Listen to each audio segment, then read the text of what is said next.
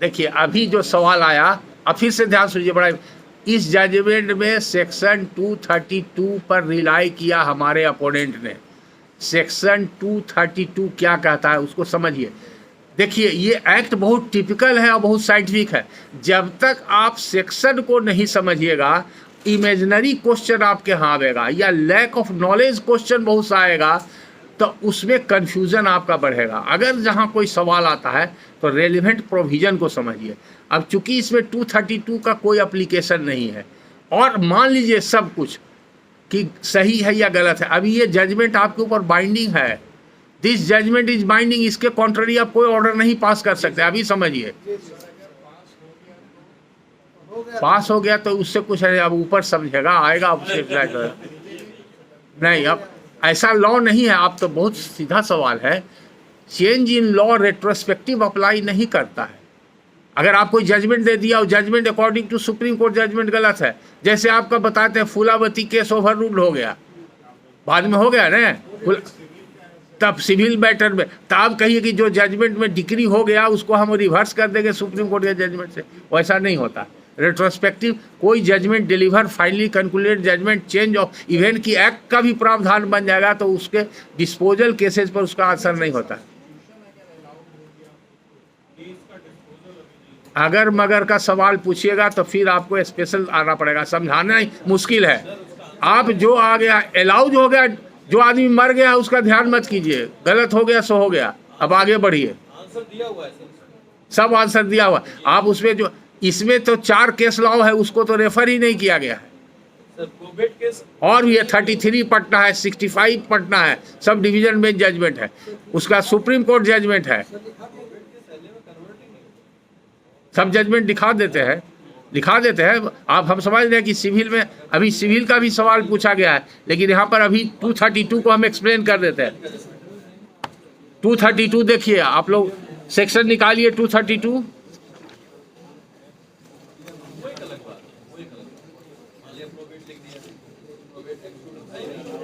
देखिए आपस में डिस्कस मत कीजिए, आप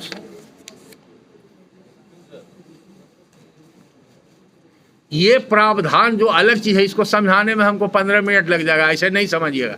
अब यूनिवर्सल लीगैलिटी किसको कहते हैं, रिजुडियरी लीगैलिटी किसको कहते हैं, वो सब चीज़ बहुत सा ऐसा चीज़ है जिसमें काफ़ी डिस्कशन की जरूरत है। आप लोग को एकदम माने जो कहते हैं नॉविस को बताना बड़ा डिफिकल्ट है, तो हमको धीरे धीरे बताना पड़ेगा।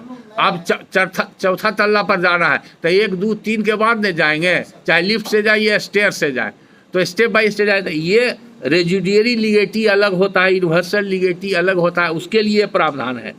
और लेटर ऑफ एडमिनिस्ट्रेशन के लिए 278 स्पेशली बना हुआ है, जहाँ पर कि कोई विल नहीं है, विदाउट विल, तो इसलिए ऐसा केस में ये अप्लाई नहीं करेगा। हाँ, अब एक सवाल ये उठता है जो आपका जस्टिफाइड था कि क्या विल मर गया था, प्रोवेट तो मर गया, प्रोवेट केस मर गया था, विल भी मर गया, खत्म है। नहीं, this is wrong notion. Will survive करेगा, तब फिर क्या रेमेडी है, तो जो लीगैलिटी अंडर द विल है, एक्सिक्यूटर ने मर गया, 222 के वजह से न ट्रांसपोजिशन हुआ, 222 की वजह से न सब्स्टिट्यूशन हुआ, सेक्शन 222 शुरू में जिस पर काफ़ी हम जोड़ दिए है। अब आपको समझ में आ रहा होगा कि क्यों 220 पर हैमर मार रहे थे, असली हैमर यहाँ पर आकर के आपको पता चल रहा है। तब ऑप्शन क्या है, तो जो आदमी लीगल बेनिफिशियरी है यानी कि लीगैलिटी अंडर द विल है, उसको हमेशा राइट है, फिर दूसरा एप्लीकेशन फाइल कर देगा लेटर ऑफ एडमिनिस्ट्रेशन के लिए, और फिर प्रोसीजर चलेगा। आंसर यही है, कोई प्रॉब्लम नहीं है। अगर उसको वकील लोग एडवाइस नहीं करते हैं तो उसी में मुर्दा को कोरामीन देते रहते हैं, कभी डेक्सोना डाल कर, कभी कोरामीन दे करके, और उसके कुछ एंटीडोट डाल करके चलाते रहते हैं। तो कोर्ट को भी टाइम बर्बाद होता है और बार का तो क्लाइंट का तो कबाड़ा निकल ही जाता है। ये सब आप जानिएगा तो चेक कीजिएगा ना, चेक कीजिएगा, ये भी बहुत बड़ा आपका कंट्रीब्यूशन होगा। एक आम आदमी, गरीब आदमी जो कोर्ट में जाता है न्याय के लिए, कितना उसके साथ समस्या होती है, इसको भी आपको रियलाइज करना। सुप्रीम कोर्ट ने कई जजमेंट में कहा है कि जजेज are also responsible to the society. आप सिंपली हम जजमेंट कर देते हैं, उसे नहीं, आपको देखना चाहिए। ये सब बड़ा आउटलुक थोड़ा सा चेंज करना पड़ेगा आपको।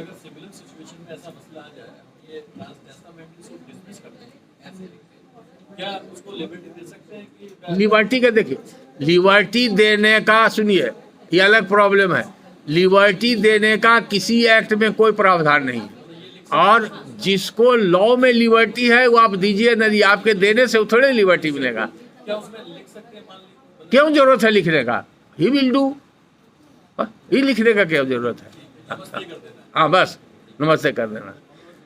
अब दूसरा सवाल आया इससे संबंधित, जब वो नेचुरल डेथ हो गया तो दूसरा प्रोसीडिंग वो कर सकता है, उसमें कोई दिक्कत नहीं है, यहाँ पर कोई कन्फ्यूजन नहीं है। ट्रांसपोजिशन नहीं होगा, कन्वर्सन नहीं होगा, सब्स्टिट्यूशन नहीं होगा। अब वो जो जजमेंट साइड किया 81 पटना का क्या है, वो सब मिसकंसेप्ट जजमेंट है। बहुत सा केसेज में आप, चूंकि आपका सिविल जुडिक्शन भी है, दोनों वहाँ भी प्रॉब्लम आएगा सब्स्टिट्यूशन का। अभी कुछ देर के लिए भुला जाइए प्रोवेट, अगर सिविल मैटर है, चूंकि अब सिविल का भी क्लास हो गया, ओवरलैपिंग जुडिक्शन का बात है, इसलिए हम यहाँ पर समझा रहे हैं, वो भी टॉपिक आज कवर कर जाएगा। अगर आपके यहाँ सिविल अपील है, उसमें कोई आदमी मर गया तो सब्स्टिट्यूशन होगा, ठीक है। सब्स्टिट्यूशन देने का किसको अधिकार है? तो लीगल रिप्रेजेंटेटिव। ऑर्डर 22 में एयर्स वर्ड नहीं है, legal representative. Legal representative define है सेक्शन सीपीसी के 2 सब क्लाउज 17 में। तो एयर्स से वाइडर टर्म है लीगल रिप्रेजेंटेटिव। तो legatee is also a legal representative. और जब लीगेटी है और नेचुरल एयर है, दोनों के बीच में अगर कंटेस्ट हो रहा है तो वहाँ पर आपको प्रॉब्लम होगा। वहाँ पर किसको सब्स्टिट्यूट करना चाहिए? तो उसके पहले ये जानना चाहिए, जो बेसिक कंसेप्शन होना चाहिए, जिस पर भी लोगों को कंफ्यूजन है। टाइटिल कब पास करता है लीगेटी को?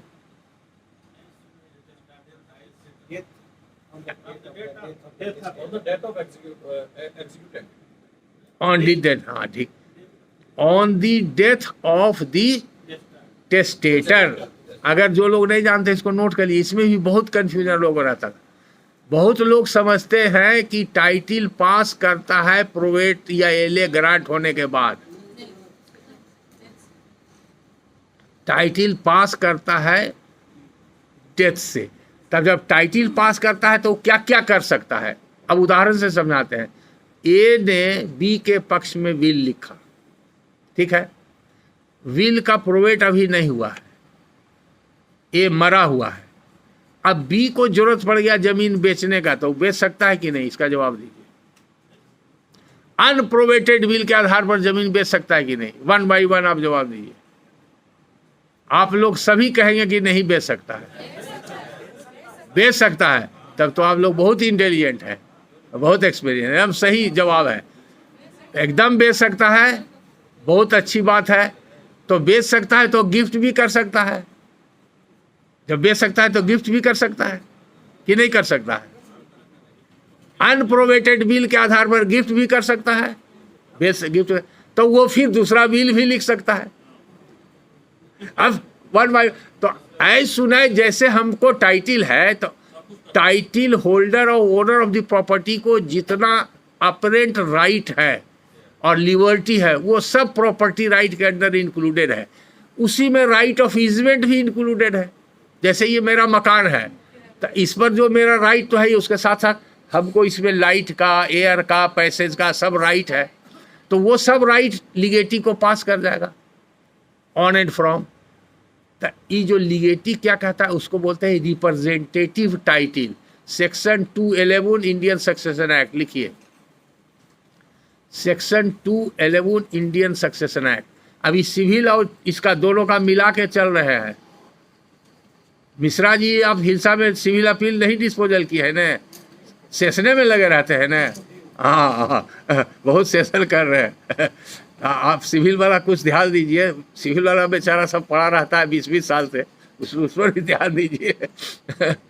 आपका तो डिस्पोजल बहुत अच्छा हो रहा है, लेकिन सिविल भी कीजिए। तो अब उसमें ये आपको मदद करेगा, ऐसा क्वेश्चन आएगा, तो इसीलिए हम और बता रहे हैं। अगर अनप्रोवेटेड विल है तो सारा राइट, टाइटिल, इंटरेस्ट, प्रिविलेज लीगेटी को पास कर जाता है। इसको बताता है सेक्शन 211। अब इसीलिए अगर 211 के आधार पर, अनप्रोवेटेड बिल के आधार पर कोई व्यक्ति सिविल सूट या सिविल अपील में आपके यहाँ सब्स्टिट्यूशन देगा, तो आप लोग में से कुछ लोग अलाउ करते हैं, कुछ लोग नहीं अलाउ करते। तो यहाँ पर लिख लीजिए, हर केस में अलाउ करना है। इस पर कई पटना हाई कोर्ट का जजमेंट मिलेगा फॉर एंड अगेंस्ट। तो अगेंस्ट जो मिलेगा वो जजमेंट नहीं है, वो ऑर्डर है, और जो कि नीचे के कोर्ट में अलाउ कर दिया और रिवीजन में चैलेंज किया, तो रिवीजन में लिमिटेड जुडिक्शन होता है हाई कोर्ट का, इसलिए उसने इंटरफेयर नहीं किया।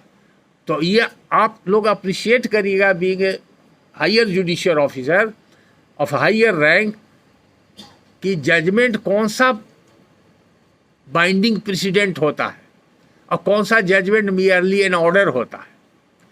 अगर ये ऑर्डर है, उस पर और कोई जजमेंट नहीं है जिसका बाइंडिंग प्रेसिडेंट हो, तो वो ऑर्डर आपके ऊपर बाइंडिंग नहीं। जो जजमेंट जिसमें लॉ पॉइंट डिसाइड हुआ है, वेल डिस्कस जजमेंट है, वो जजमेंट ही बाइंडिंग होता है। और अगर कोऑर्डिनेट बेंच का जजमेंट लेटेस्ट जजमेंट है और अर्लियर जजमेंट में दोनों में डिफरेंस है, तो कौन प्रिवेल करेगा? अर्लियर जजमेंट प्रिवेल करेगा। उसका एक्सेप्शन है कि अगर अर्लियर जजमेंट को डिस्कशन करके या कंसीडर के लेटेस्ट जजमेंट आया है, तो लेटेस्ट प्रिवेल करेगा। ये हर कोऑर्डिनेट बेंच का, सिंगल बेंच का, डिवीजन बेंच का और फुल बेंच का, अगर सिमिलर स्ट्रेंथ के बेंच का रहेगा, सब में यही प्रिंसिपल अप्लाई करेगा। अब एक इससे विचित्र प्रोपोजिशन ऑफ लॉ बताने जा रहे हैं, जो शायद आप लोग को नहीं समझ में आएगा, कि इवन सुप्रीम कोर्ट के जजमेंट के रहते हुए हाई कोर्ट का जजमेंट प्रिवेल करेगा। ये आप लोग कभी सुने हैं? नहीं न सुने हैं, और लगता भी अटपटा सा। जब एक पॉइंट हम बहस कर रहे थे, जज साहब का नाम नहीं बताया है, तो उनको भी हाई कोर्ट में बड़ा लगा। जब हम सुप्रीम कोर्ट का ही जजमेंट दिए, वो बॉम्बे हाई कोर्ट का मैटर था। बॉम्बे हाई कोर्ट ने फुल बेंच में एक जजमेंट दिया था,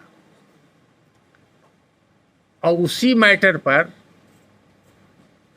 सिमिलर बेंच में एक मैटर आया। उसके पहले एक सुप्रीम कोर्ट का जजमेंट आ गया था, जो फुल बेंच के कंट्ररी जजमेंट था। तो coordinate bench Bombay high court का कहा, एक इलाहाबाद हाई कोर्ट, दो हाई कोर्ट का जजमेंट है, कहा कि जो supreme in view of the judgment of supreme court, this full bench judgment of the high court is not binding.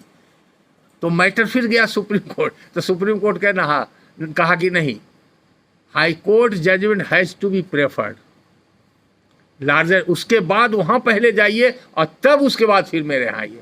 Supreme court did not entertain the SLP in that matter. तो खैर वो extreme case है, वहाँ भी आपको ले जाना है। जब आप हाई कोर्ट पहुँच जाइएगा तो ये सिचुएशन आपके सामने आएगा। अभी तो हाई कोर्ट ही आपके ऊपर भारी पड़ेगा।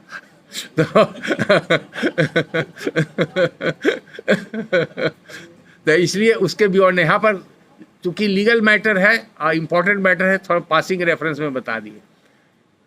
अब यहाँ पर नहीं सोचना है कि प्रोसीडिंग मर गया तो क्या होगा। अब सब्स्टिट्यूशन में सोचना ये है कि सब्स्टिट्यूशन किसको अलाउ करेंगे। तो जहाँ तक प्रोवेट का तो थ्रेडवेयर डिस्कशन हो गया कि अलाउ नहीं करना है, लेकिन अगर एले है, ओरिजिनली एले है, ठीक है, तो एले में सब्स्टिट्यूशन हो जाएगा। क्यों हो जाएगा ये समझा देते हैं। जैसे ए ने बी को विल लिखा, बी नेम्ड एक्सिक्यूटर नहीं है, तो वी ने एले फाइल किया। अब वो मर गया, चूंकि टेस्टेटर मरा था, एले को राइट टाइटल इंटरेस्ट आ गया। अब उसको अभी प्रोवेट मिला ही नहीं या एले मिला ही नहीं, और वो बेचारा मर गया, तो उसका एस को इंटरेस्ट पास कर जाएगा। तो उस सेपरेट क्यों फाइल करने जाए, तो उसी में उसको सब्स्टिट्यूशन परमिट कर दिया जाएगा। तो वो भी सब्स्टिट्यूशन जो होगा वो प्रिंसिपल ऑफ ऑर्डर 22 अप्लाई करता है, एग्जैक्टली ऑर्डर 22 अप्लाई नहीं करता है। राइट टू सू सर्वाइव कर रहा है, प्रोवेट में राइट टू सू सर्वाइव नहीं करता है। चूंकि एक्सिक्यूटर अकेला था, अकेला मर गया, तो मर गया तो लेके चला गया, कोई छोड़ के गया नहीं, उसके वारिस को राइट नहीं मिलता है। अगर एक केस में दो या दो से ज़्यादा एक्सिक्यूटर है, अब समझिए ये सब अब अपवाद बता रहे हैं, जनरल समझिए। कई केस में 2 एक्सिक्यूटर होते हैं, कहीं 3 एक्सिक्यूटर भी होते हैं। तो अगर एक एक्सिक्यूटर मर गया तो दूसरा कंटिन्यू कर जाएगा। कोई जरूरी है कि तीनों अप्लाई करें। 3 एक्सिक्यूटर में एक ने अप्लाई किया और वो मर गया, तो जो सर्वाइविंग दूसरा एक्सिक्यूटर है वो सब्स्टिट्यूशन करा सकता है। तो प्रोवेट में भी सब्स्टिट्यूशन हो सकता है, ये अपवाद में बता रहे हैं। कब? जबकि 2 या 2 से ज़्यादा नेम्ड एक्सिक्यूटर होगा। ये भी समझ गए। अब आइए, सिविल सूट में या सिविल अपील में आप अनप्रोवेटेड विल के आधार पर सब्स्टिट्यूशन अलाउ कर देते हैं और उसका प्रोवेट होता ही नहीं। क्वेश्चन होगा कि भाई क्यों अलाउ कर रहे हैं इसको, तो राइट एक्रू नहीं किया। तो राइट तो एक्रू कर गया और 211 के हिसाब से सब कुछ कर, लेकिन 211 पर एक लगा दिया लगाम, वो है section 213 213 Indian succession act. Note करिए, section 213 is a rider on section 211। 213 इसी की वजह से बहुत कंफ्यूजिंग जजमेंट आया है।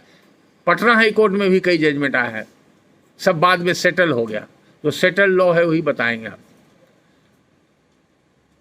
ये कहता है 213 कहता है कि वो लीगल रिप्रेजेंटेटिव जरूर है। Legatee under the will after death of testator is a legal representative and entire estate vests in him and he is a representative of the estate for all practical purpose, but he cannot file a suit। 1962 earlier judgment है supreme court का, उसने कह दिया था कि उस suit नहीं file कर सकता है। वो जजमेंट सुप्रीम कोर्ट ने भी उसको डाइल्यूट कर दिया बाद के जजमेंट में 2006 में आकर के। तो पहले ये सब डिफिकल्टी होती है, तो कंट्रोवर्शियल मैटर जो था उसको पॉइंट आउट कर देते हैं, लेकिन अब वो कंट्रोवर्सी रहा नहीं। तो उस समय क्या होता था, पहले तो पार्टी ही नहीं बनाया जाता था अनप्रोवेटेड विल पर। कुछ जजमेंट आया, कलकत्ता हाई कोर्ट का पहले जजमेंट आया, उसको पटना हाई कोर्ट ने फॉलो किया तो पार्टी बना दिया। जब पार्टी बना दिया तो हुआ कि आपको जजमेंट के पहले तक प्रोवेट ग्रांट होगा तो आपको डिग्री मिलेगी, नहीं तो नहीं मिलेगी। फिर सुप्रीम कोर्ट ने उसमें कहा कि नहीं, उसको डिग्री भी मिल जाएगा, तो आपको सब्स्टिट्यूशन भी कर देना है। अगर इंटरवीन करेगा उसके आधार पर इंटरवेंशन भी लॉ करना है, ट्रांसपोजिशन करेगा तो ट्रांसपोजिशन भी हो जाएगा, वो कंटेस्ट भी करेगा फुल फ्लेजेड टाइटल होल्डर की तरह, जजमेंट भी हो जाएगा, डिग्री भी पास हो जाएगी। अब सुप्रीम कोर्ट ने कहा कि ठीक है डिग्री तक कर दीजिए, एक्सक्यूशन नहीं होगा तब तक के उसको ले आना पड़ेगा। तो आज के तारीख में फॉर ऑल प्रैक्टिकल पर्पसेज जितना सिविल लिटिगेशन आपके यहाँ आएगा उसमें अनप्रोवेटेड विल के आधार पर अगर सब्स्टिट्यूशन आएगा तो अलाउ भी कर दीजिएगा, अपील अलाउ डिसमिस जो करना है सब, as if he is a party representing the state of the disease like natural air. अब दूसरा क्वेश्चन जो है, नेचुरल एयर के ऊपर टेस्टामेंट्री एयर ओवरराइड करता है, ऐसा केस लॉ मिलेगा आपको। नेचुरल एयर ने भी सब्स्टिट्यूशन के लिए अप्लाई किया और टेस्टामेंट्री एयर ने किया। तो एक पटने का केस है, बाद में जस्टिस नवनीति बाबू का मैटर आया था सिंगल बेंच में, उन्होंने सही जजमेंट किया था उसमें। वहाँ लोअर कोर्ट ने दोनों को पार्टी बना दिया था, दोनों नहीं बन सकता है। इसके पहले एक और आया था केस, उसमें था कि क्लास 1 एयर भी सब्स्टिट्यूशन के लिए अप्लाई किया, क्लास 2 एयर। तो आप जान रहे हैं कि जब क्लास 1 एयर है तो क्लास 2 एयर को तो पास नहीं करेगा, तो उसको बनाना गलती थी। तो लेकिन सब जज ने फाइल बना दिया, अलाउ कर दिया, हाई कोर्ट ने उसको सेटिस्फाइड कर दिया। तो जब सब्स्टिट्यूशन में कंटेस्ट हो जाए, एक पटना हाई कोर्ट के बहुत सीनियर सिविल जज अच्छे थे, नाउ इज नो मोर, उनसे भी गलती होगी एक मैटर में। ये भभुआ तरफ का था, भभुआ से भी कोई आज है, भभुआ से कोई अफसर नहीं है, हैं? अच्छा हाँ, 2 आदमी। क्या नाम हुआ आपका? मधुकर जी, और आप? राजेश जी। तो आप लगता है वर्मा जी एक बार फोन पर बात किए थे क्या? और कोई वर्मा है क्या? अकेले हैं? हाँ खैर। तो देखिए वही का एक मठ है, उसका नाम अभी याद नहीं है, जिसका पूरे ऑल ओवर इंडिया में ब्रांच है। वो मठ का बहुत प्रॉपर्टी है, कंटेस्टेड मैटर था। तो मठ इज ऑल्सो महंत का एक ऑफिस होता है, वो ट्रस्ट एक्ट का मैटर है। तो यहाँ पर ओरिजिनल महंत मर गए तो उनमें डिस्प्यूट हो गया। 2 आदमी, वो कहता है हम चेला हैं, उसके जो मठ था उसके रूल एंड रेगुलेशन या ट्रस्ट के हिसाब से हम इंटाइटल है, हम चेला हैं। और दूसरा कहता था हमको वाई डॉक्यूमेंट उन्होंने अपॉइंट किया है चेला। तो एक कस्टम के आधार पर क्लेम करता था, एक बाई अपॉइंटमेंट, दोनों में कंटेस्ट हो गया और अपील था हाई कोर्ट में पेंडिंग, सेकेंड अपील परहैप्स था। तो बहुत हाईली कंटेस्टेड बड़े बड़े वकील लोग थे और पुराना मैटर था, तो जज साहब ने पता नहीं उनके समझ में क्या आया, उसको बहुत ध्यान से देखे थे, बहुत जानकार जज थे, उन्होंने दोनों का पिटीशन अलाउ कर दिया कि subject to final hearing, result of final hear, कि हम दोनों को अलाउ करते हैं, दोनों अपना बहस कीजिएगा, जो होगा देखा जाएगा। इस तरह का कुछ भाया मीडिया या पंचायती वाला ऑर्डर कर दिए। एग्रीव्ड पार्टी सुप्रीम कोर्ट चला गया। सुप्रीम कोर्ट ने उसमें बड़ा एक तरह से कही कि हाई कोर्ट को लथाड़ा है, जलादी सुकना वाला केस है, वो भी आपको बता देते हैं तुरंत। उसमें कहा है सुप्रीम कोर्ट ने, और पहले भी कई जजमेंट हुआ है कि where there is a dispute at the stage of substitution between two or more persons, that who is entitled to be substituted in any legal proceedings before a court, the court has to decide at the same juncture that who is entitled to be substituted. उसको आप defer नहीं कर सकते, defer करना आपकी गलती है। दूसरा, दोनों को सब्स्टिट्यूशन अलाउ करना गलती है। जो लीगली इंटाइटल है उसी को सब्स्टिट्यूशन, उसमें यहाँ तक भी है ऑर्डर 22 के रूल 5 में आप इंक्वायरी भी कर सकते हैं कि who is the legal representative. कभी कभी ये भी डिस्प्यूट होता है, ये इसका लीगल रिप्रेजेंटेटिव नहीं है, इसका बी लीगल रिप्रेजेंटेटिव है। तो ऐसे केसेज में या स्टैट्यूटरी एयर्स के बीच में अगर डिस्प्यूट हो, नॉन टेस्टामेंट्री और टेस्टामेंट्री में, तो आप एविडेंस भी ले सकते हैं और टेंटेटिव फाइंडिंग पर अराइव एट करके सब्स्टिट्यूशन अला करके उसको डिस्पोज करके आगे बढ़ेंगे। तो सब्स्टिट्यूशन के बारे में 3 इंपॉर्टेंट जजमेंट आपको लिखा रहे हैं, वो 3 इंपॉर्टेंट जजमेंट लिख लीजिए, जो सिविल में भी काम देगा और इसमें भी काम देगा। पहला तो जजमेंट ये है कि सब्स्टिट्यूशन टेक्स प्लेस ऑटोमेटिकली, ये आप लोग सभी लोग जानते हैं, इसमें हमको बताने की आवश्यकता नहीं। ये ऑर्डर पास करने की आवश्यकता नहीं है कोर्ट को कि अवेट कर गया, अवेटमेंट, सॉरी सब्स्टिट्यूशन बोल दिए। अवेटमेंट टेक्स प्लेस ऑटोमेटिकली कब होगा? जब कोई पार्टी टू दी सूट या अपील मर गया या प्रोसीडिंग में मर गया और स्टैट्यूटरी पीरियड के अंतर्गत उसका लीगल रिप्रेजेंटेटिव जो है उसका सब्स्टिट्यूशन नहीं हुआ, तो ऑटोमेटिकली वो अवेट कर गया। अवेट करने का मतलब है डाइड इज नेचुरल डेथ। अब उसमें आगे आप प्रोसीड नहीं कर सकते, आप कोई स्टेप नहीं ले सकते, तो ये ऑटोमेटिक होता है। पार्टीशन सूट में अगर कोई शेयरर मर जाए और टाइम से उसको सब्स्टिट्यूट नहीं कराया प्लेंटिफ ने, तो अवेटमेंट का क्या होगा? पूरा सूट अवेट करेगा या ओनली? आप लोग को थोड़ा पेशेंस रखना चाहिए, बार बार कहते हैं, आप एक स्टेप फॉरवर्ड चल जाते हैं। अभी तो 2 सीढ़ी अभी आगे चले गए, 2 सीढ़ी पीछे भी आइए तो उसको भी बता देते हैं। सब बहुत इंपॉर्टेंट है, हम समझते हैं, आप लोग का एंग्जाइटी समझते हैं, क्योंकि वहाँ पर आपको उतना हेल्प नहीं मिल रहा है, इसलिए आपके पास ये प्रॉब्लम आता है। ये बात हम समझ रहे हैं, लेकिन हम सबका सॉल्यूशन कम समय में जितना अच्छा से हो सके हम देना चाहते हैं, बता देते हैं आपको।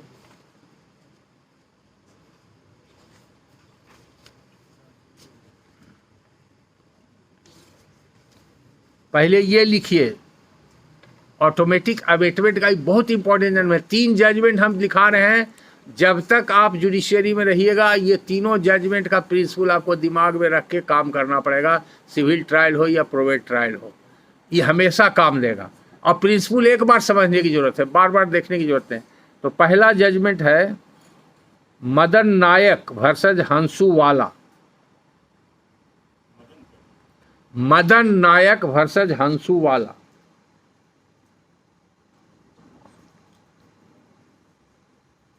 AIR 1983 supreme court 676। फिर से रिपीट कर देते हैं, मदन नायक वर्सेस हंसुवाला, AIR 1983 सुप्रीम कोर्ट 676।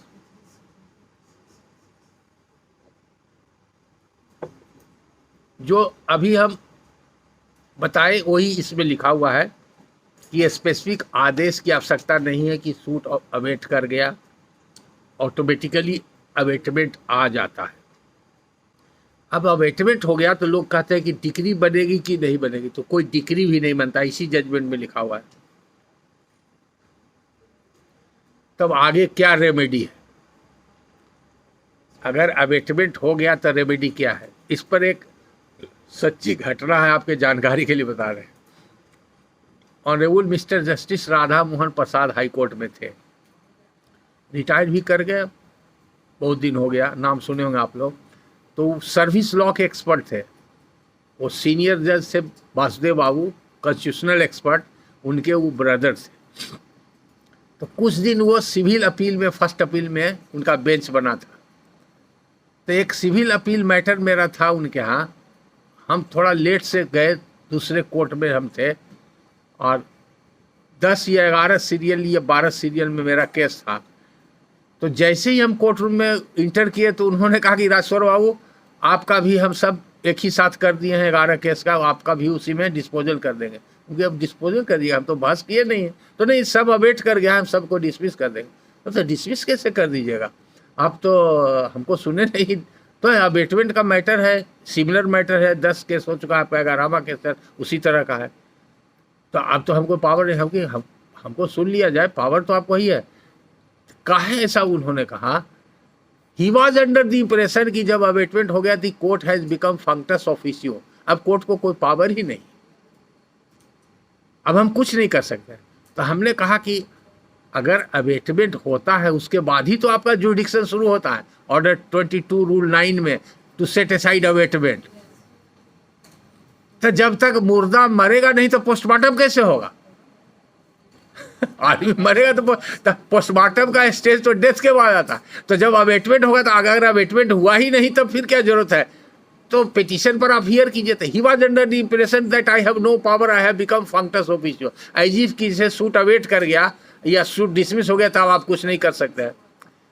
तो अंत में हमने कहा कि हमको सुन लिया था, कहीं कि नहीं अब इसको हम रखे हैं, कल या एक वीक का टाइम दिए थे कि ये सब केस हमको सेटिस्फाई नहीं कर सके हैं। हम कहा हम अभी बहस कर देते हैं, हम जजमेंट भी दे देते हैं। कहीं ना हम जानते हैं कि I know your potency and competency, लेकिन I want to hear you for my satisfaction. तो हम कहा ठीक है, जब हुजूर चाहते हैं तो हम बहस करेंगे।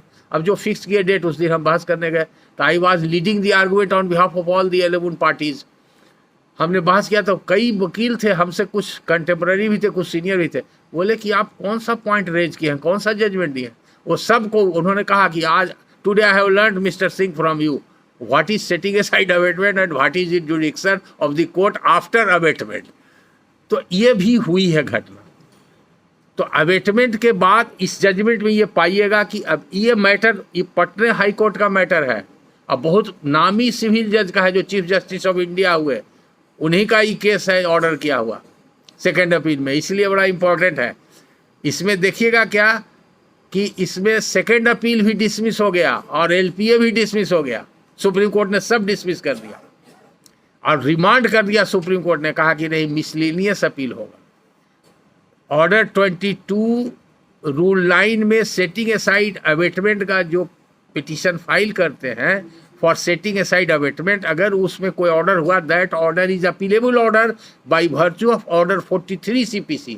ऑर्डर 43 CPC में लिखा है ये कौन कौन ऑर्डर अपीलेबल ऑर्डर है, तो वो ऑर्डर अपीलेबल है। बट इन बिटवीन अगर 22 रूल 9 में सेटिसाइड नहीं होता है तो मुर्दा मुर्दा ही रह जाएगा। तो इसलिए ये जजमेंट हर जुडिशियल ऑफिस को पढ़ना जानना जरूरी है। आइदर ही इज ए मुंसिफ और ही इज ए हाई कोर्ट जज और सुप्रीम कोर्ट जज, सबको जरूरत पड़ेगा, सबको अप्लाई यही प्रिंसिपल करना पड़ेगा, क्योंकि यही latest and settled principle law है। दूसरा जजमेंट है। अब प्रॉब्लम क्या हो गया कि सुप्रीम कोर्ट ने इस जजमेंट में कह दिया कि ऑर्डर पास करने की आवश्यकता नहीं। अबेटमेंट का और भी कई एक्ट में प्रोविजन है, बहुत लोग आप लोग देखे होंगे। अब भभुआ में तो अभी भी चकबंदी चल ही रहा है, वहाँ डिनोटिफाई नहीं हुआ है। 1-2 अफसर हमसे पूछे थे कि सर क्या होगा, मेरे यहाँ अपील चलेगा कि नहीं, चकबंदी का अपील है। तो अब नॉर्थ बिहार में सब जगह हो गया है डिनोटिफाई, भभुआ में नहीं हुआ है। हमने नोटिफिकेशन निकाल के भी दिया है, कुछ लोग हमसे पूछे थे। चकबंदी में जो अबेटमेंट होगा वो by passing A judicial order होगा, वहाँ ऑटोमेटिक अबेटमेंट नहीं होता है। ये डिफरेंस समझ लीजिए। CPC में ऑर्डर 22 में abatement is automatically by virtue of lapse of time from the date of death of any party and on account of non substitution of the deceased party within the statutory period of limitation prescribed under the Limitation Act। अगर ऐसा है तो automatic है। Whereas on the contrary in a case which awaits under the provision of section 4C consolidation of holding act 1950, a judicial order is required to be passed on the basis of the fact that the proceeding of consolidation has already been initiated by virtue of a valid notification which has not been denotified till today under section 26A, and after the preliminary notification under section 3 and before final publication of 26A, this suit has been filed and therefore this has awaited. तो वहाँ पर section 4B और 4C दोनों बना दिया गया। 4B apply करता है वहाँ पर जहाँ पर कि अगर पहले नोटिफिकेशन हो गया प्रोसीडिंग का, बाद में सूट आया, तो suit is not maintainable, plaint has to be return. और जहाँ पर सूट पहले से है, नोटिफिकेशन बाद में आया, तो 4C में जहाँ है उसी स्टेज में रह जाएगा और अवेट कर जाएगा। और अवेट पहले जो जजमेंट आया था, वो जजमेंट आया था कि सिर्फ सूट अपील अवेट करेगा, अपील, रिवीजन और डिग्री और फाइनल डिग्री अवेट नहीं करेगा। उसको जब justice DK Mishra Patna high court के जब चीफ जस्टिस एलिवेट हो गए, सुप्रीम कोर्ट गए, उनका एक बहुत बड़ा लैंडमार्क जजमेंट है, उसमें उन्होंने कह दिया कि सभी डिग्री वगैरह सब सुप्रीम कोर्ट तक के सब अवेट कर जाएगा। तब उसमें रिवाइव कब करेगा? जब प्रोसीडिंग एंड कर जाएगा तो ऑटोमेटिकली रिवाइव कर जाएगा। जिस स्टेज में अवेट हुआ उस स्टेज में, तो उस समय आपको फॉर्मल ऑर्डर पास करने की आवश्यकता है। और जब अवेटमेंट होगा तब positive order, detail order pass करने की आवश्यकता है कि by virtue of notification issued under section 3 sub clause 1 the consolidation proceeding has started with effect from such and such date and the suit has been filed thereafter. Till now no notification has been made under section 26A denotifying the area, and therefore the presumption would be that consolidation proceeding is still continuing, therefore the suit has awaited. उसमें इतना judicial order में आपको लिखना पड़ेगा तब abetment माना जाएगा। ये डिफरेंस है, इसलिए बता दिया। दूसरा इंपॉर्टेंट जजमेंट अब आता है सेकेंड स्टेज, क्या कि हम कह दिए कि ऑटोमेटिक ही अवेट कर गया, ऐसा केस आपके पास आया, आपने कोई ऑर्डर नहीं पास किया, तो दूसरा जज आएगा या दूसरे कोर्ट में ट्रांसफ़र हो जाएगा, तो कैसे पता चलेगा कि डेड केस है कि लाइव केस है? हो सकता है डेड केस में ही एविडेंस वगैरह शुरू हो जाए और जजमेंट भी हो जाए। तो इसलिए सुप्रीम कोर्ट ने एक दूसरे जजमेंट में कॉशन किया कि नहीं, at some material point of time the court has to take cognizance of the effect of abatement. Abatement तो हो गया नो डाउट ऑटोमेटिकली, लेकिन उसका इफेक्ट क्या हुआ इसको नोट डाउन करना जरूरी है। चूंकि रिकॉर्ड के फोरहेड पर ही नहीं लिखा हुआ है कि अवेटेड केस है, यही वर्ड किया है यूज ऑनरेबल कोर्ट ने। It is not written on the forehead of the record that it is awaited case. ये जजमेंट है Perumon Bhagavathy versus Devaswom, Perumon Bhagavathy versus Devaswom.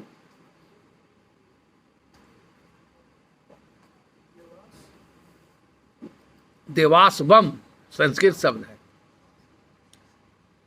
DEVASWOM।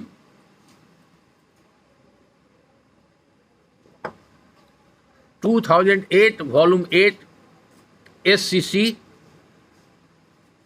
321 page 321 पारा नंबर 5 इसका रेलिवेंट पारा है।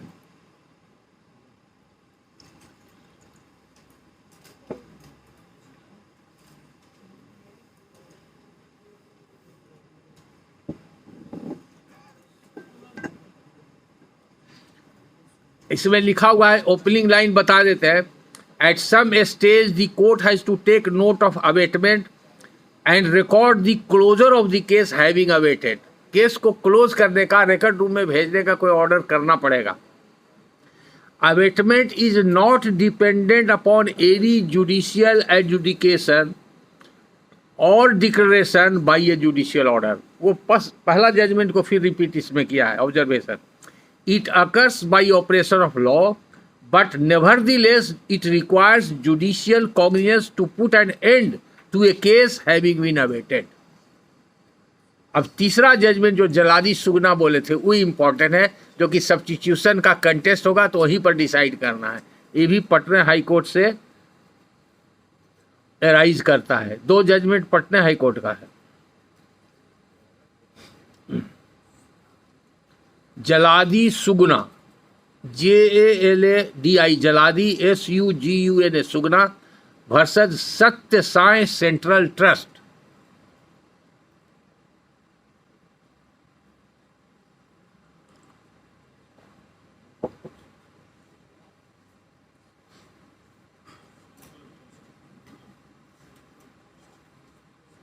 इसमें सीधा जिस्ट यही है कि substitution can not be postponed to hear appeal on merit.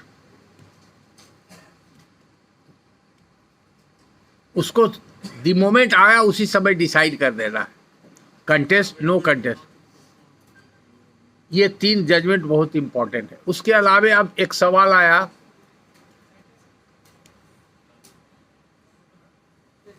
Citation सब जला दी सुनना है।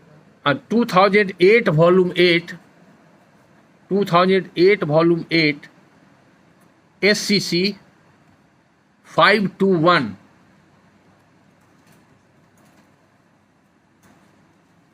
अब उसी में आता है अपील, चूंकि आपके यहाँ भी अपील से आपको ज़्यादा कंसर्न है, सूट में भी प्रिंसिपल अप्लाई करता है। सब्स्टिट्यूशन कब पार्ट सब्स्टिट्यूशन के वजह से, पार्ट नॉन सब्स्टिट्यूशन की वजह से पार्टली अवेटमेंट होगा और फुल्ली अवेटमेंट होगा, या कब अपील इनकम्पिटेंट होगा। यहाँ पर लोग कंफ्यूज करते हैं। जैसे पार्टीशन सूट का एक सवाल पूछ रहे थे, अधूरा पूछे लेकिन हम समझ गए। पार्टीशन सूट में अगर कोई एक व्यक्ति मर गया और उसका सब्स्टिट्यूशन नहीं हुआ तो पार्शियल अवेटमेंट होगा कि इंटायर सूट अवेट करेगा।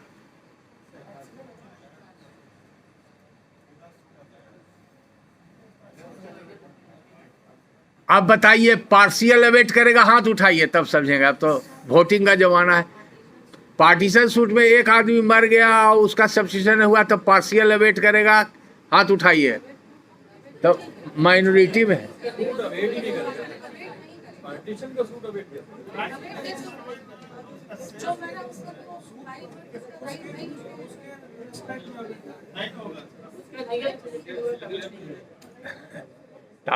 अभी तो आप लोग सब लोग एक साथ बोल रहे हैं तो हम कैसे समझे, लेकिन हाथ जो लोग उठाए हैं वो लोग पार्शियल अवेटमेंट के पक्ष में उठाए हैं, यही न?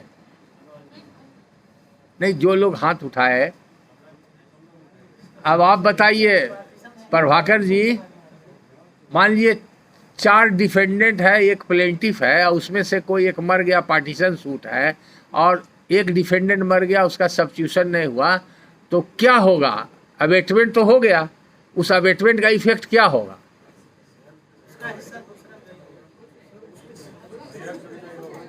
ये आप लोग आप बात नहीं कीजिए। कहा माइक तो है ही नहीं, माइक किधर रखा हुआ? दीजिए दीजिए प्रभाकर जी। नहीं, और लोग सुनेंगे ना, बड़ा इंपॉर्टेंट। हाँ, जहाँ पर किन्हीं के पास माइक हो पास ऑन कर दीजिए प्लीज। यहाँ है, दे दीजिए, जैसा कम्बल बाबू दे दीजिए, पास ऑन कर। देखिए, हम इसके नेक्स्ट स्टेप में बताने जा रहे हैं। वो आपको लोअर कोर्ट में इसमें बहुत दिक्कत है, हाई कोर्ट में क्लैरिटी है। हाई कोर्ट में स्टैम्प रिपोर्टर तुरंत रिपोर्ट करता है। बेंच को अवेयरनेस हो न हो, वकील को अवेयरनेस हो न हो, stamp report is very aware in the high court, जिसको बोलते हैं पार्शियल अबेटमेंट का effect and impact on the entire appeal. उसको बोलते हैं entire appeal has become incompetent. और सुप्रीम कोर्ट भी तुरंत पकड़ता है। अभी 4 जजमेंट आपको लिखाएंगे। सुमित है ना आपके यहाँ? सुमित से आप पूछिएगा, उसको बता चुके हैं, उसके यहाँ ऐसा ही क्वेश्चन था। 4 जजमेंट लिखाए हैं उसको भी। मुजफ्फरपुर से कोई है आज? आप है मैडम, क्या शुभ नाम हुआ? रचना जी, लगता है आप एक बार बात किए थे क्या? नहीं, कोई तो और कोई रचना श्रीवास्तव है पूरे जुडिशरी में? आप है? वो कहाँ है? वो तो रचना हमको याद है, राज और श्रीवास्तव का राज क्या ही हम नहीं समझते। नीतीश आपके यहाँ है न? नीतीश जी से आप पूछिएगा, उनको भी हम बताएं। और एक गर्ग है वहाँ, पुनीत गर्ग, उनके कई बार कई अफसर वहाँ से बात करते हैं अभी भी। तो बहुत ज़्यादा छोटा छोटा प्रॉब्लम रहता है तो हम डाइवर्ट कर देते हैं कि आप नीतीश जी से पूछ लीजिए। तो आजकल कुछ अफसर लोग बताएं कि सर नीतीश सर ऐसा बताए हैं, तो फिर मेरे से कन्फर्म करते हैं, हम अब कन्फर्म करने की ज़रूरत नहीं है, अब यू रिलाई अपॉन हिम। खैर, तो आप देखिए, समझिए आप, प्रभाकर जी आपका ओपिनियन हम जानना चाहते हैं कि 4 डिफेंडेंट में एक मर गया, सब्स्टिट्यूशन नहीं हुआ, it is a suit for partition, तो क्या क्या legal consequences what you foresee according to your opinion. अब ध्यान से सुनिए आप लोग।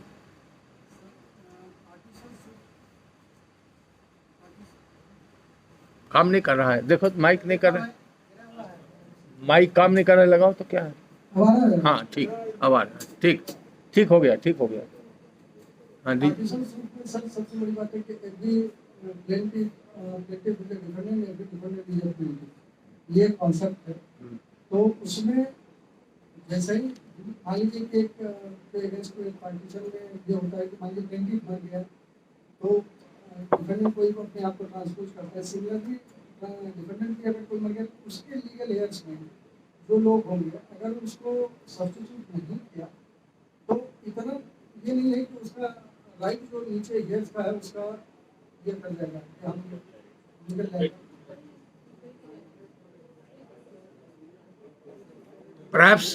perhaps I am not clear to you, all of you। अगर हम रिपीट करते क्वेश्चन, सिंपल क्वेश्चन मान के चलिए, इमेजिनरी क्वेश्चन है मेरा, इस क्वेश्चन के सहारे हम फिर दूसरा क्वेश्चन करेंगे और फिर आंसर करेंगे, आप समझ लीजिएगा।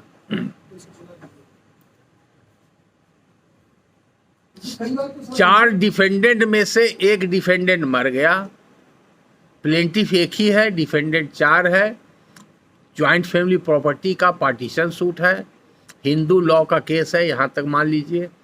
एक डिफेंडेंट मर गया, कोई सब्स्टिट्यूशन नहीं हुआ, स्टैट्यूटरी पीरियड पार कर गया, तो वो डिफेंडेंट के अगेंस्ट में जो उसके एयर्स है वो तो अवेट कर गया, इतना तो आप मानते हैं ना। जो डिफेंडेंट्स का सब्स्टिट्यूशन नहीं हुआ तो उतना तो अवेट कर गया, तो उतना अवेट किया, इसका माने वो पार्शियल अवेटमेंट हुआ। इतना तक आप लोग समझे कि नहीं, पहले ही बताइए, आप क्या कहते हैं प्रभाकर जी? पार्शियल अवेटमेंट हो गया, तो पार्शियल क्या नहीं, पानी ठीक है, हाँ, पार्शियल अवेटमेंट हो गया, तब अब उसका कंसिक्वेंसेज क्या होगा, यही पर पॉइंट है, यही पर पालकी रखाती है।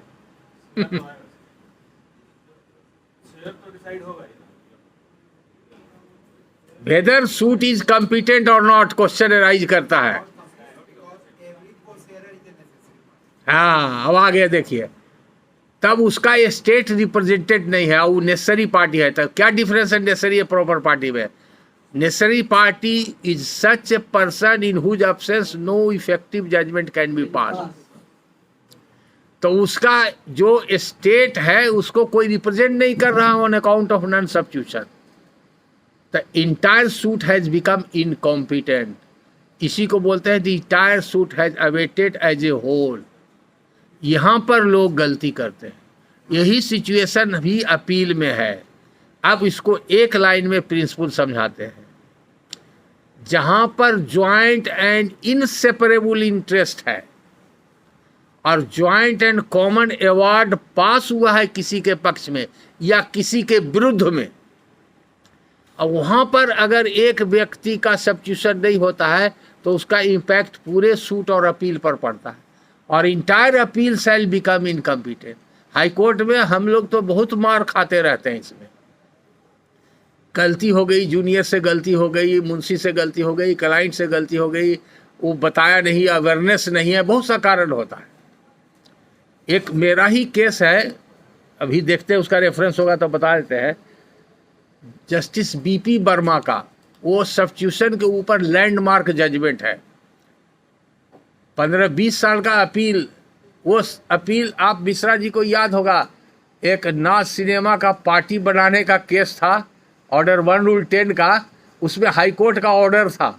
उसी केस में अपील अवेट किया था, मेरिट पर डिसमिस नहीं हुआ था, ऑन अकाउंट ऑफ अवेटमेंट हुआ था। कौन उसका नाम है, कौन SM कलीम सैयद कुछ करके, हाँ, मोहम्मदन फैमिली का था। उसमें यही क्वेश्चन था कि प्लेंटिफ है जो मर गया, वो रेस्पोंडेंट था, प्लेंटिफ रेस्पोंडेंट था हाई कोर्ट में, तो उसका तो सब्स्टिट्यूशन उसका वारिस आकर के, और अदर रेस्पोंडेंट डिफेंडेंट रेस्पोंडेंट मर गया, उसका सब्स्टिट्यूशन नहीं हुआ। तो 17 साल या 15 साल या कुछ साल गुजर गया, हाईकोर्ट में बहुत पुराना मैटर है, 80 का सूट है, 80 का सूट कह राज का। तो हमने क्वेश्चन रेज किया कि entire appeal has become incompetent and appeal has to be dismiss, it can not be heard on merit except dismissal of the appeal which has become incompetent. तो चूंकि नया इशू रेज किया, ऐसा court को लगा, तो उन्होंने कहा कि इस पर हम थ्रेडवेयर सुनेंगे, आप लोग तैयार होकर आइए दोनों पार्टी। तो जब तैयार होकर के हम लोग गए, तो पहला जज साहब ने हमको कहा कि राजेश्वर बाबू, हमको पहले आप जितना भी जजमेंट है लेटेस्ट सुप्रीम कोर्ट का सब्स्टिट्यूशन एंड अबेटमेंट के ऊपर, वो सब दे दीजिए। हम कि ठीक है, हम सब लेके आए हैं। तो नहीं, आप अगेंस्ट में भी लेके आइए, आपके अगेंस्ट में भी दीजिए। हम कि वो भी दे रहे हैं, 3 जजमेंट है, वो भी हम लेते आए हैं। हम ही जानते थे कि अदर साइड करेंगे। तो सब जजमेंट हम उनको लिखाए, वो जजमेंट पहले पढ़े और उसके बाद वो हमारा बहस सुने। 2 या 3 दिन अबेटमेंट पर बहस चला। अंत में वो रिपोर्टेड केस है जस्टिस बीपी वर्मा का, उसमें सब्स्टिट्यूशन कब होगा, नहीं होगा, इफेक्ट क्या होगा, अब तक के सुप्रीम कोर्ट का कितना जजमेंट है, वेल डिस्कस है। वो आप लोग के लिए टॉर्च लाइट की तरह होगा, लेकिन हम बेसिक प्रिंसिपल ही बता देते हैं। हाँ, बता देते हैं, साइटेशन भी बता देते हैं। हमारे दिमाग में सिविल, क्रिमिनल, रीट, रेवेन्यू जितना लॉ है, इनकम टैक्स, सेल टैक्स छोड़ के करने वाले पूरे बिहार प्रांत में हम अकेला वकील है। तो प्रिंसिपल सब याद है, साइटेशन क्या आपको बताते हैं। हाई कोर्ट का जजमेंट भी नहीं पढ़ते, आप लोग के लिए पढ़ना पड़ता है। कितना साइटेशन याद रहेगा, लॉ ही याद रखना मुश्किल है अपने लिए। तो आपको हम बता देते हैं, हम बता रहे हैं, प्रिंसिपल बता रहे हैं, समझिए ना। तो आप वो जजमेंट का रेफरेंस देंगे, सब खोज लीजिएगा, पार्टी का नाम बता देंगे। अभी देखते हैं मेरे पास होगा तब, अब इतना बंडल लेके नहीं आते जो टॉपिक साथ लेके। खैर, तो हम बता रहे थे कि उस जजमेंट में जब कंसीडर किया गया कि ये अपील जो है अवेट कर गया एक पार्टी के अगेंस्ट में, जिसका सब्स्टिट्यूशन या 2 पार्टी के अगेंस्ट में, तो उसका रिजल्टेंट इफेक्ट क्या हो गया कि entire appeal has become incompetent. तो इंटायर अपील डिसमिस हो गया। तो हाई कोर्ट में इनवेरेबली बहुत ऐसा केसेज होते रहता है। और आपको जान के ताज्जुब होगा कि जस्टिस बीपी वर्मा ने करीब 100 केस डिसमिस किया ऑन दिस टेक्निकल ग्राउंड। चूंकि बहुत ज़्यादा नंबर हो गया था, तो सब लोग उसमें से करीब सुप्रीम कोर्ट गया, और कुछ को सुप्रीम कोर्ट ने लिबरल व्यू लेके फिर रिमांड कर दिया। लेकिन हमको याद है कि कुछ अच्छे सीनियर कलीग और हमारे कंटेम्परेरी कलीग हमको बहुत ज़्यादा इंसिस्ट कर रहे थे कि आप जो है जज साहब को इतना थ्रेडवेयर लॉ फॉर एंड अगेंस्ट बता रहे हैं, तो हम लोग का केस भी कत्ल में चला जाएगा। जब आप तो हम कहा भाई, our duty is not only to watch the client, our duty is to satisfy the judicial conscience of the जज।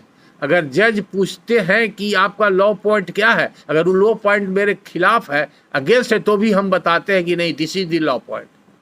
एक केस में तो हमने कहा, जज साहब ने हमको कहा कि राजेश्वर बाबू अगर मेरे जगह पर रहते तो आप क्या करते। I placed my argument to the best of my ability, लेकिन that was not in accordance with law, जो सेटल लॉ है। लेकिन हमारा काम है, हमने कोशिश किया कन्विंस करने का। कुछ लंगड़ा लुल्हा जजमेंट भी हमारे पास था, वो भी दिखाया। जज वाज नॉट कन्विंस, तो हमारे ऊपर छोड़ दिया। हम कहा हम डिसमिस करते हैं स्पॉन्टेनियसली, सेकंड भी नहीं लगा। द जज वाज सो मच प्लीज, और सब वकील को कहा कि देखिए इनका पोस्चर एंड गेस्चर देखिए, खूब वेहेमेंटली आर्गूमेंट कर रहे थे। आज जब जज के कुर्सी पर इनको बैठा दिया तो तुरंत डिसमिस कर दिए। अब हमारा दोष नहीं दीजिएगा, हम लोग इसी तरह से ऑर्डर करते हैं। तो ये अब कमी है वकीलों में, पहले के वकील लोग कंसीड कर जाते थे। तो हमने कहा कि ये सब जजमेंट मेरे खिलाफ है, लेकिन सभी जजमेंट को हमने डिस्टिंग्विश किया, और डिस्टिंक्शन के बाद हमने कहा कि ये प्रिंसिपल ऑफ लॉ यही है, यही अप्लाई करेगा। तो आप 4 जजमेंट सुप्रीम कोर्ट का पढ़ लीजिए। ये 4 जजमेंट के बाद इस पॉइंट पर किसी से पूछने की आवश्यकता नहीं रहेगी, आप नोट कर लीजिए। AIR 73 सुप्रीम कोर्ट, पेज 204,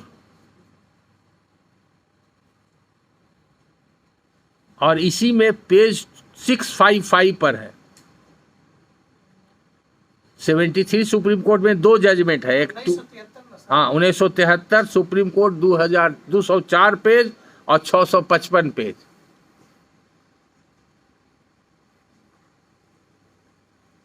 दूसरा जजमेंट है AIR का ही 1966 supreme court 1427 1427 page. AIR 1966 supreme court 1427।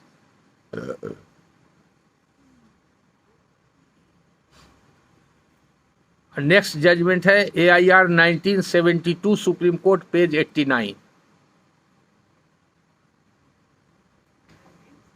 Page 89 72 supreme court 89।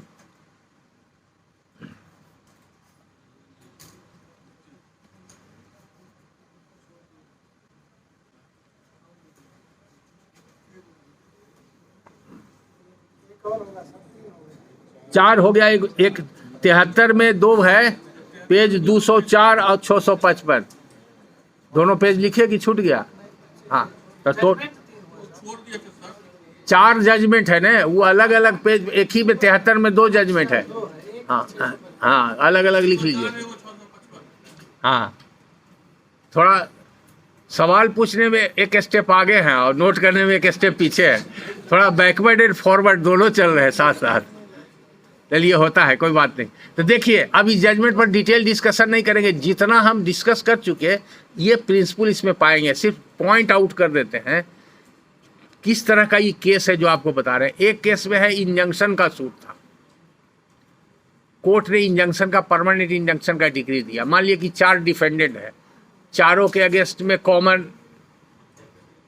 Degree है, चारों को रिस्टेट कर दिया परमानेंटली और प्लेंटिफ के पक्ष में डिग्री हो गई। अपील होते होते अल्टीमेटली सुप्रीम कोर्ट में मैटर गया, तो उसमें से एक डिफेंडेंट जो है मर गया, उसका सब्स्टिट्यूशन नहीं हुआ। सब्स्टिट्यूशन नहीं हुआ तो सेपरेबल तो था नहीं, ज्वाइंट एंड कॉमन इंटरेस्ट और ज्वाइंट एंड कॉमन रिस्टेनमेंट ऑर्डर था, इधर प्लेंटिफ का भी ज्वाइंट था, डिफेंडेंट का भी ज्वाइंट था। तो सुप्रीम कोर्ट ने उसको डिसमिस कर दिया कि अपील हैज बिकम इनकम्पिटेंट। अब क्यों ऐसा होता है इसका लॉजिक बताते हैं। एक ही केस में किसी भी सिविल ट्रायल में the court can not pass any contradictory degree. आप एक ही केस में आधा सूट एक पार्टी के अगेंस्ट में डिग्री कर दिया, दूसरा पार्टी के अगेंस्ट में डिसमिस कर दिए, नहीं हो सकता। पार्ट डिग्री हो सकता है, 4 रिलीफ में 1 रिलीफ दिए तो पार्ट डिग्री होगा, 2 रिलीफ दिए तो भी पार्ट डिग्री होगा, 3 रिलीफ दिए तो भी part degree is permissible, but degree in part in reference to the defendant नहीं हो सकता। अगर एक डिफेंडेंट के अगेंस्ट में आप होल्ड कर दिए कि ये डिसमिस हो रहा है तो उसका रिजल्टेंट इफेक्ट होगा कि दूसरे पर भी डिसमिस हो रहा है। तो अवेटमेंट का इफेक्ट अल्टीमेटली होता है डिसमिसल। तो एक डिफेंडेंट जो पार्टीशन सूट का उदाहरण दिए कि 4 में से 1 मर गया, तो वो डिफेंडेंट के अगेंस्ट में अवेटमेंट हो गया, अवेटमेंट का इफेक्ट हो गया डिसमिसल ऑफ द सूट, तो वो डिक्री बनती नहीं है, but abatement order has got decretal force, उसका डिक्रिटल के तरफ फोर्स होता है। तो वो एक डिफेंडेंट के तरफ पार्टीशन सूट डिसमिस हो गया, तो बाकी डिफेंडेंट के तरफ फिर अलाउ कैसे होगा, डिग्री कैसे मिलेगी? तो कंट्राडिक्टरी हो गया, इसलिए entire suit has become incompetent उसको बोलते हैं, जहाँ अवेटेड एज ए होल। तो ये जो जजमेंट है, इवन इसमें एक सुप्रीम कोर्ट का जजमेंट, ऐसा जजमेंट है जिसमें लैंड एक्विजिशन का अवार्ड हुआ था। किसी लैंड एक्विजिशन प्रोसीडिंग में अवार्ड बना तो 4-5 आदमी या 2 आदमी था, उसका कॉमन अवार्ड बना। अवार्ड के इन्हेंसमेंट के लिए कंटेस्ट हुआ, अल्टीमेटली सुप्रीम कोर्ट में मैटर गया। सरकार ने वहाँ SLP किया था, चूँकि हाई कोर्ट ने बढ़ा दिया था। अपील के दौरान एक डिफेंडेंट मर गया। सब्स्टिट्यूशन पिटिशन लेट में सरकार को पता चला, उसके वकील को, तो काफ़ी बिलेटेड स्टेज में सब्स्टिट्यूशन पिटिशन फाइल हुआ। कंडोनेशन पिटिशन दिया गया, एक्सप्लेनेशन सेटिस्फैक्ट्री नहीं था, तो कंडोनेशन रिजेक्ट हो गया। तो कंडोनेशन रिजेक्ट हो गया मतलब सब्स्टिट्यूशन भी रिजेक्ट हो गया। सब्स्टिट्यूशन रिजेक्ट हो गया तो एक के अगेंस्ट में अवेट कर गया, तो इंटायर अपील अवेट कर गया। तो एक इंजंक्शन के ऑर्डर का है, एक है आपका लैंड एक्विजिशन के अवार्ड का है कॉमन।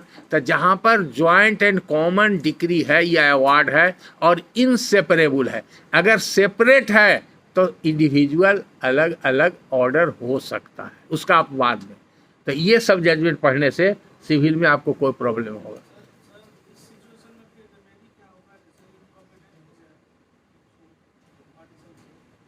फिर दूसरा सूट आवेगा। पार्टीशन सूट में तो रेकरिंग काउज ऑफ एक्शन है, फिर दूसरा सूट आवेगा। हाँ, फिर दूसरा पार्टीशन सूट में तो रेकरिंग काउज ऑफ एक्शन है, तो कभी बात। और दूसरा सूट है तो सब्जेक्ट टू लिमिटेशन होगा, फाइल करेगा। किस में? हाँ, सेटिंग असाइड अबेटमेंट होगा। तो फिर आप कंफ्यूज कर, वो तो उसके बाद में बताया, अगर नहीं करता है तब क्या होगा। आप घर से बुला के सेटिंग असाइड नहीं कीजिएगा, अपने मन से आप सेटिंग असाइड नहीं कीजिएगा, आप उसको न्योता दीजिएगा कि आइए आप सेटिंग असाइड का पढ़। अरे जहां नहीं हुआ वहां की बात नहीं कर रहे हैं।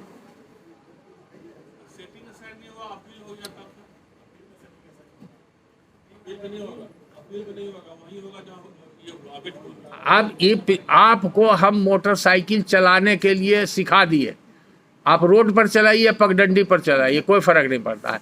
आप खेत में भी उतार दीजिए।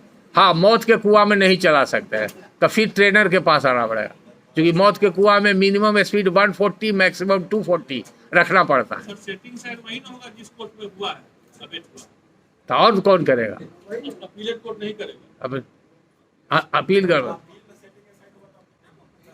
ट्रायल कोर्ट में हो गया होगा तब अब वो सब हाइपोथेटिकल क्वेश्चन नहीं। अब जब केस, अब पर्टिकुलर केस रहेगा, देखिए क्लास डिरेल्ड हो जाता है। आप लोग बहुत सा हाइपोथेटिकल क्वेश्चन पूछते हैं, बहुत सा ऐसा क्वेश्चन पूछते हैं जिसके प्यूराइल होता है। प्यूराइल समझते हैं? PURILE। प्यूराइल का माने आप लोग जानते हैं? कोई नहीं? बचकाना सवाल। All these are puerile question, imaginary question.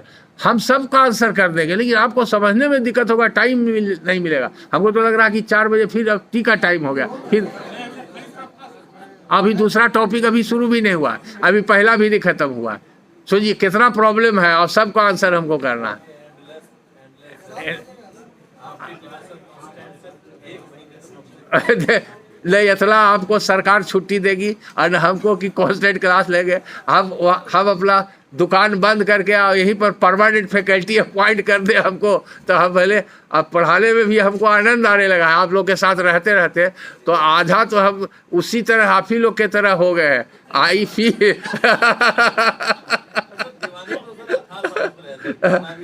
लाली देखन मैं गई, मैं भी हो गई लाल।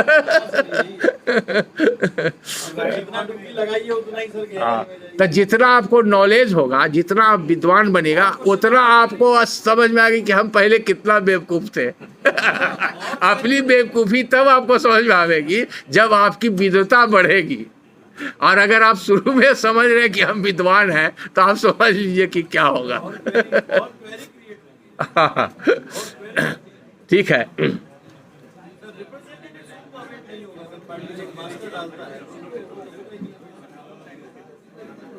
नहीं, ऑर्डर 1 रूल 8 में नहीं, वो नहीं। हाँ, अब एक सवाल और पूछे आपके एक ऑफिसर ने, सब लोग बताते हैं ऑर्डर 1 रूल 8 में रिप्रेजेंटेटिव सूट होता है, तो आप लोग जानते हैं।